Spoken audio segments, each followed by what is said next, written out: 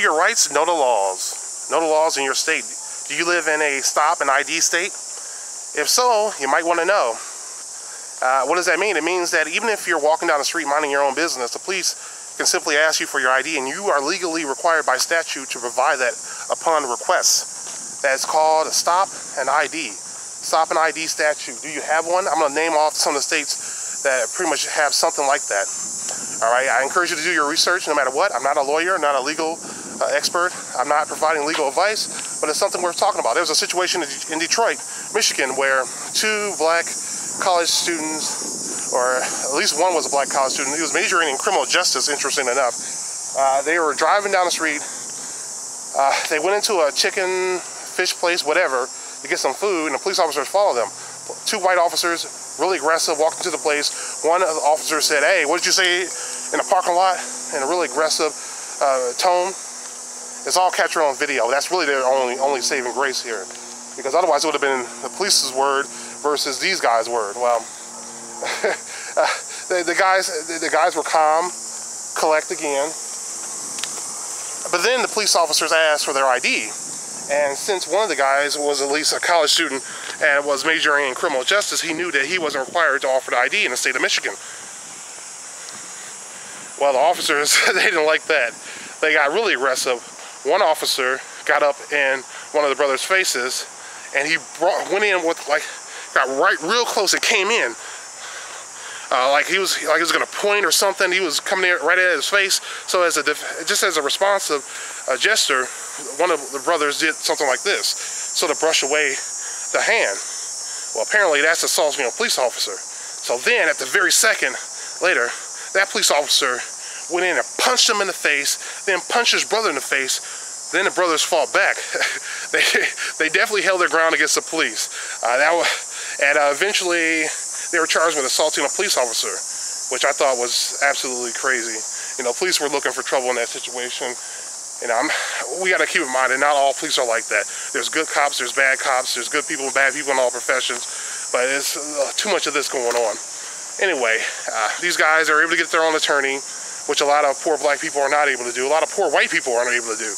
And eventually, the charges were dropped. No assaulting a police officer charge, and that's pretty good.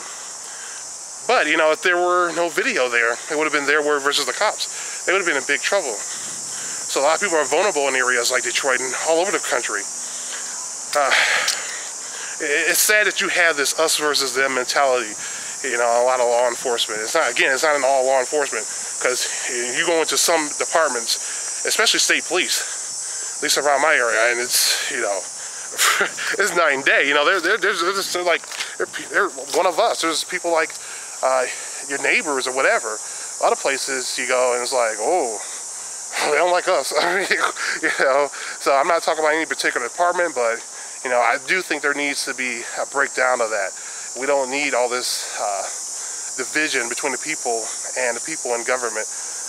But even people are supposed to be serving and protecting. It's interesting that in a city like Detroit, where a lot of people call 911 and they can't get somebody to show up to a robbery call or burglary call, and it's like cops show up hours later. You know, even if there's a strong arm robbery here in Michigan, here in Flint, Michigan, you know, it may take the police officers hours to show up, or sometimes they may show up in a matter of minutes. You never know what's really going on, but you know, obviously their resources are being cut back. But you know, there's no excuse for this type of behavior from those police officers. I mean, so you know, have you ever had a situation where you stated your rights to the police and they became more aggressive? They got angry at you for that. I want to hear about that. You know, so you know, I talk about this because it's important to know the rules, laws in your state. Now, in some states you're required to offer your ID, and some states you're not.